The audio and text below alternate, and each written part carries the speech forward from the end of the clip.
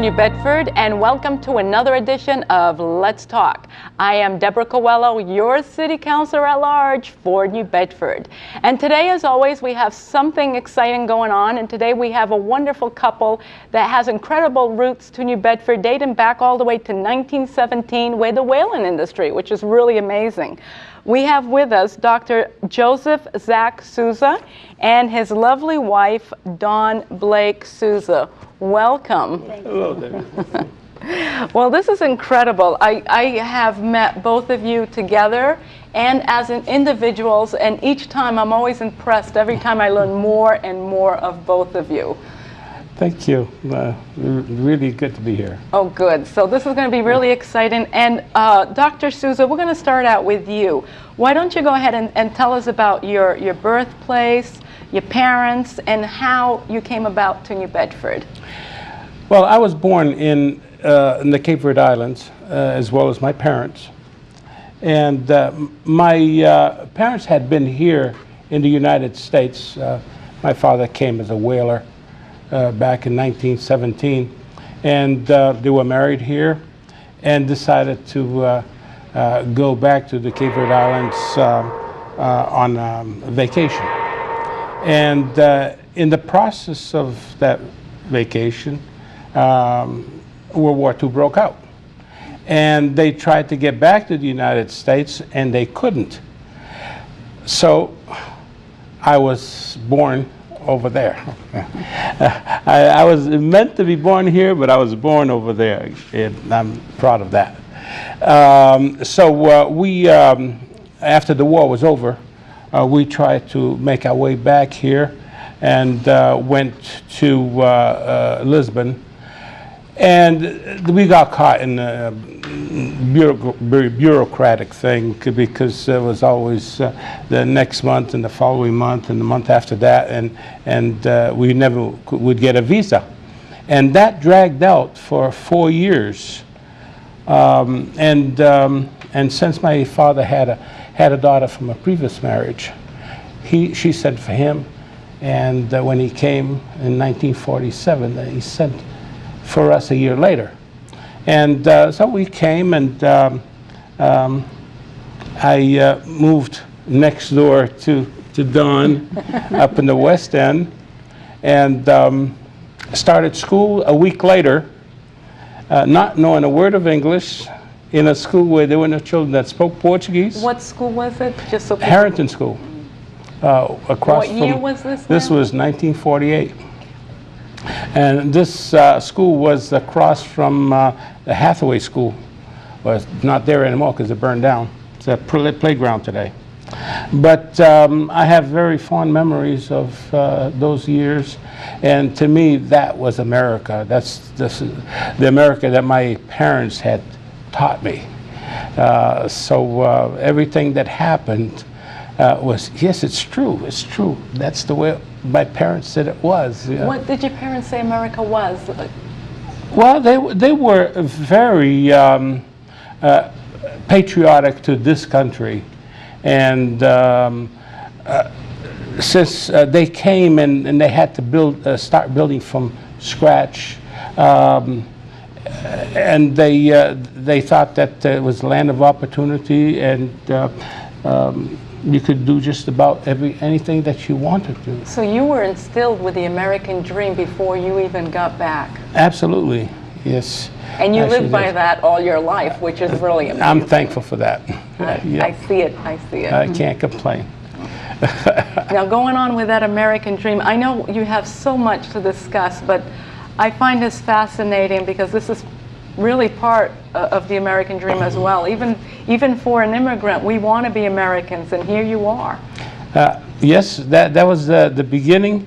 There was never question that I was going to have a military career, because when I was growing up in the Cape Verde Islands, on one side of my house was the German embassy, and the other side was the police station. And my house was housing for Portuguese officers, because they didn't have enough living space. They sent 8,000 troops to the Cape Verde Islands during the war, and there were no infrastructures, with barracks buildings or things like that. So the officers were housed in private housing. And we had some living with us. So I was, from the time I can remember, I was with the military. And so when I came to the United States and started high school, I started with ROTC. And matter of fact, the emblem that they use today, I designed that back then. And well, go ahead. I don't want to interrupt, but that's a great segue for your artwork, which we really got to talk about. And so I started, as you showed there, in the Marine Corps Reserves, right here at Fort Rodman. Which is this one here. Yep. This one. Yeah. Right here at Fort Rodman, and I spent 6 years in the Marine Corps. And then, and when I finished college, then I went in the Air Force and spent 22 years there. So I think that I tried the only way that I knew how to thank this country for allowing me so many privileges. Now, I'm just curious, with all this going on, where's Dawn at this point? Well, see, there are 6 years difference between us. And you were childhood friends at yes, some point, so even though we played during our childhood, but in those years where you start looking at girls and things like that. She was a baby. Yeah, I didn't want to go to jail. So, but I must say that her sister was my first girlfriend. Oh, that's sweet. And so we basically went in separate directions. I went to school in Worcester, and from then on, and this was 1957, from then on, and I kind of lost contact with the Blakes until I started doing my practice teaching, and she was going through high school. So that's the first time that I had seen her in a number of years. Yeah, it was very strange because I was a sophomore in high school, and I was in Future Teachers of America Club, and lo and behold, when we were taking a trip to Worcester State College, guess who was our chaperone? Yeah. And I saw him, and I was 16 years old, and I thought he was cute and charming, but that was about it. He was 22 years old, and you know, there was just not going to happen. So I got married, and right after I graduated from high school and went in, from college and went into the Air Force, they sent me overseas. And this is about this time here? No, that was a few years later. Okay. That was my last official photo. Okay. And so they sent me to France.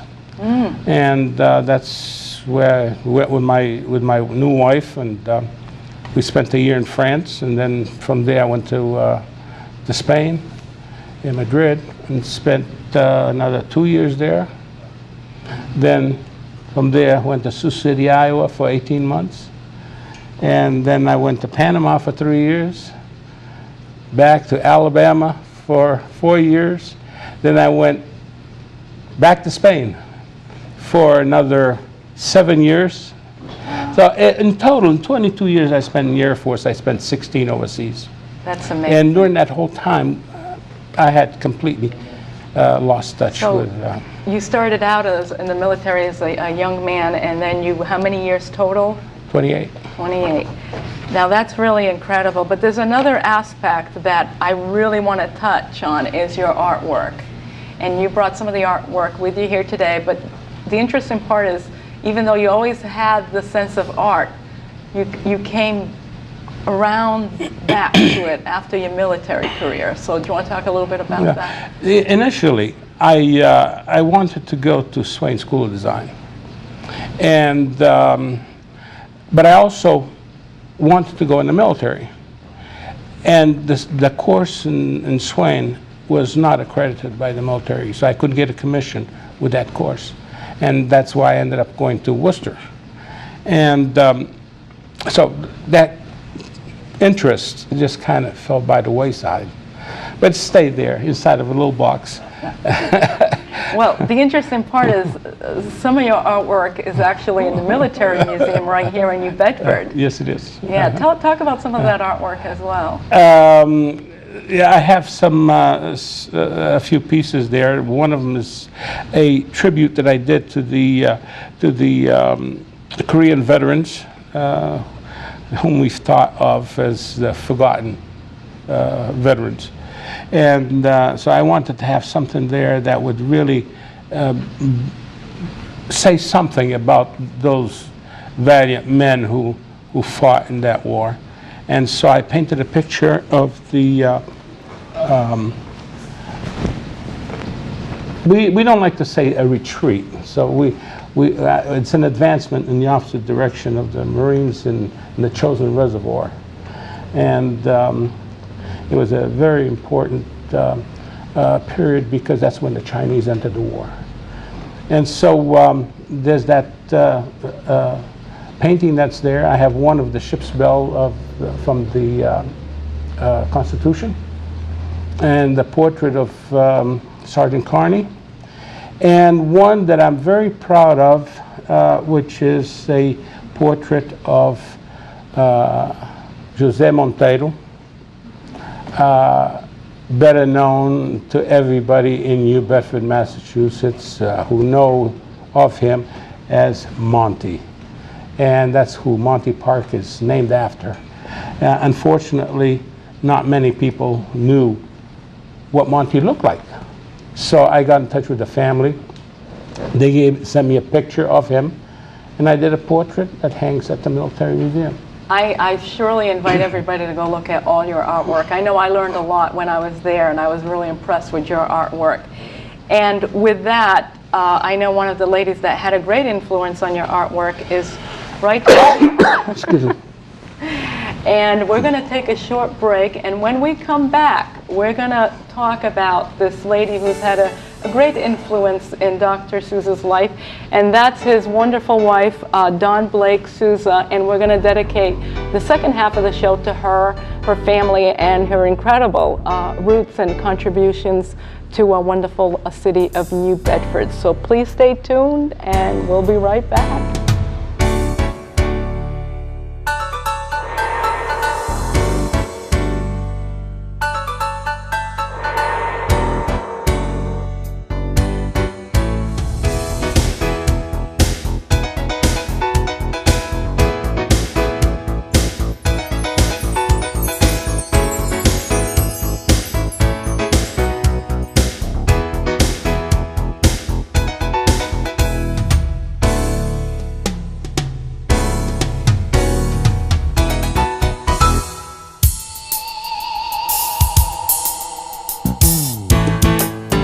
And Let's Talk will be right back with your host, Debora Coelho.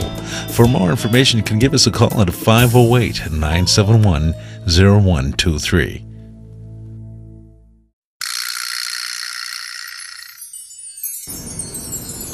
Hello, New Bedford, and welcome back to the second half of the Debora Coelho Show. And I am Debora Coelho, your City Councilor at Large with Let's Talk. And again, just to reintroduce our guests, we have Dr. Joseph Zach Souza and his lovely wife, Dawn Blake Souza, who this family has an incredible roots to New Bedford and a lot of contributions to New Bedford. And even though they started in the same neighborhood together, circled in different areas and came back to join each other here in the city of New Bedford. And with that, we are going to formally introduce Dawn Blake Souza. Hi again. Hello again. And we're going to start out with you now. So why don't you go ahead and introduce us who you are, your birthplace, family, marriage, children, all that wonderful stuff we all live with and a big part of our lives. Well, as my husband said, I'm one of the Blake family from the west end of New Bedford. Unlike my husband, who was an only child, I'm one of 10 children born to Joseph Blake and Evangeline Firmino Blake. So growing up in a very large family was quite a unique experience. We were poor, we were working poor. My mother and father both worked at St. Luke's Hospital. And they used to walk to work from our house in the West End. We didn't have an automobile until I was 16 years old. So we walked everywhere. We walked all the way down from the West End to the municipal beach down the South End. Can you give us a year of when, so just people Sure. can imagine? I the was born in timeline. 1944. So when my husband came to this country in 1948, I was only 4 years old. I do remember him, oddly enough. My recollection of him was that he was a nice person, fun to be around, and he used to chum around with my older sister, Doreen, who was his first girlfriend, as he mentioned. They were 10 years old, and they both had big crushes on each other. And we played together, and then his family moved away. And as I said earlier, we didn't see each other until I was 16 years old when I was in high school. But his mother, because she didn't have any daughters, always had a special liking to me. So she used to call me Margaret O'Brien. That was a child star who had long braids like I did at the time. And so I was in her house a lot. And as a teenager, I would try to catch glimpses of him, but you know, he was never home.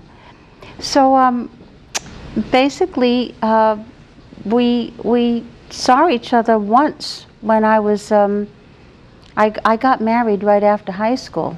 And so we saw each other briefly in 1962, and he was already in the military at that time.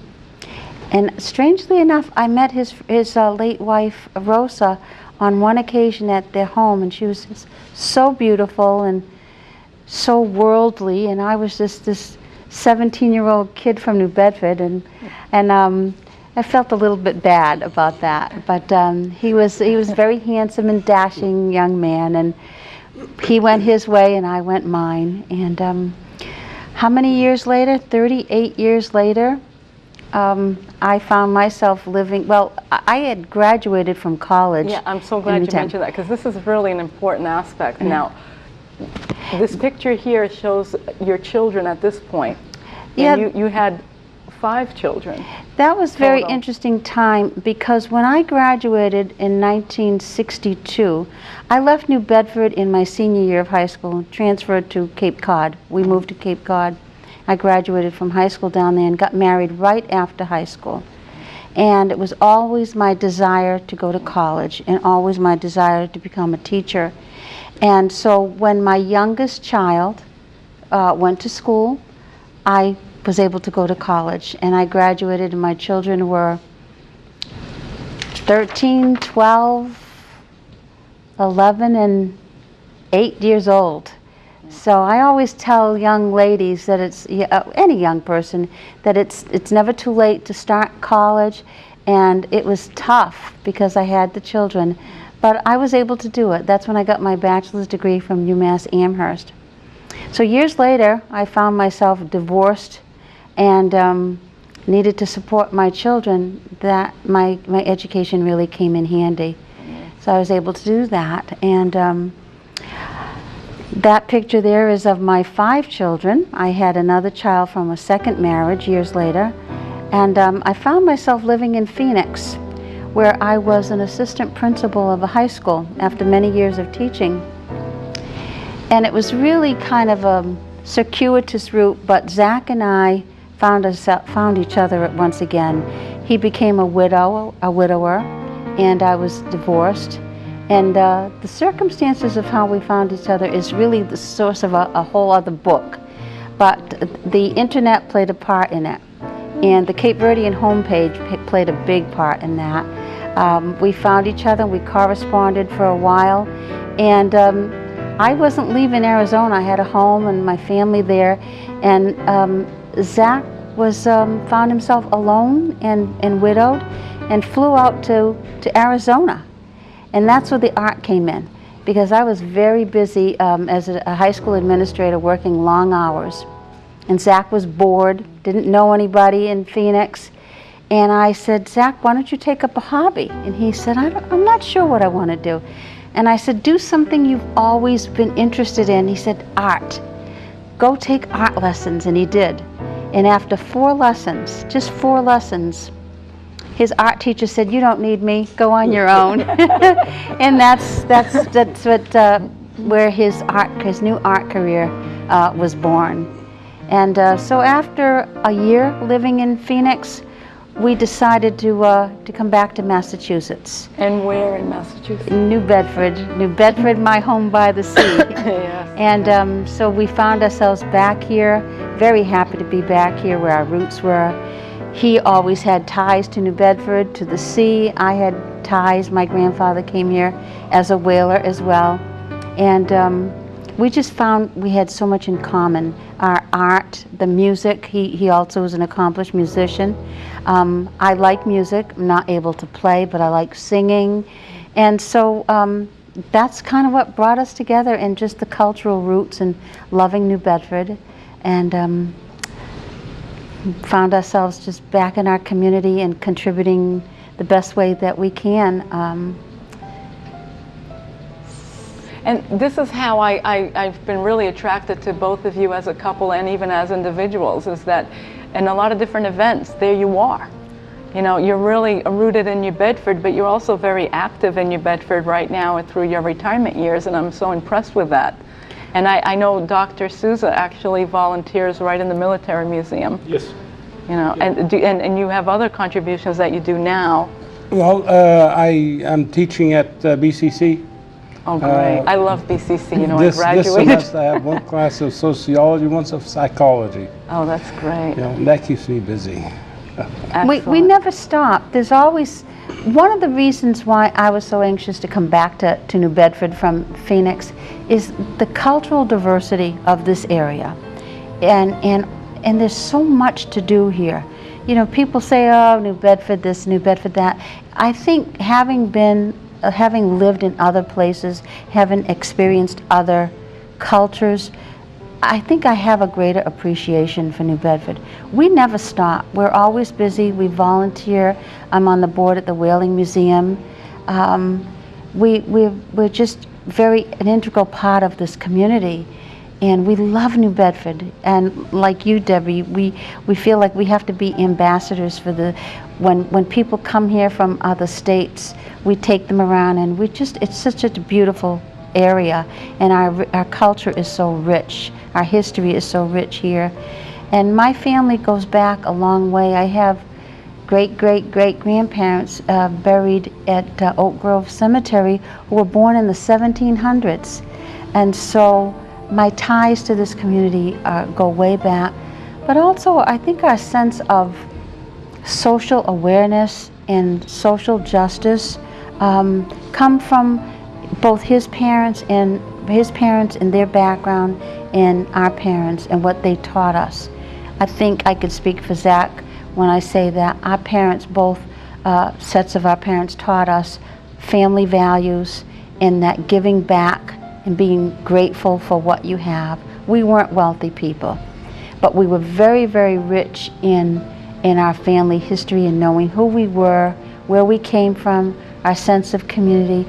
And I think that for us, that's the most important thing. I just have a question for you, Mrs. Souza. What is it that you, as a teacher, what were you My teaching? undergraduate major was multicultural education. So I actually minored in Native American Studies, African American Studies, and Asian American Studies. That was my passion back then, and I guess it is still today. I've worked with migrant farm workers.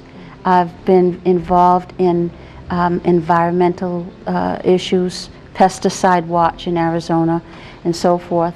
And later, I was fortunate enough to be able to go to graduate school at Harvard, and I'm very proud of that because I had 5 children. My baby was only 4 years old when I graduated from Harvard, and I was a single parent.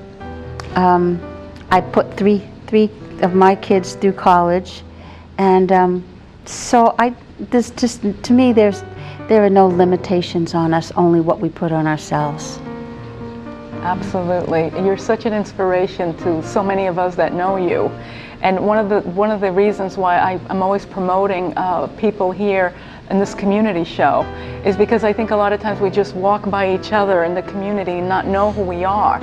And then one of the fortunate things that I've had experience in my life is by going to different political events or community events, I just really connect to the community. And every time I connect, I meet these incredible people. And I just can't believe how you started with such humble backgrounds right here in New Bedford and expanded so much throughout your entire lives.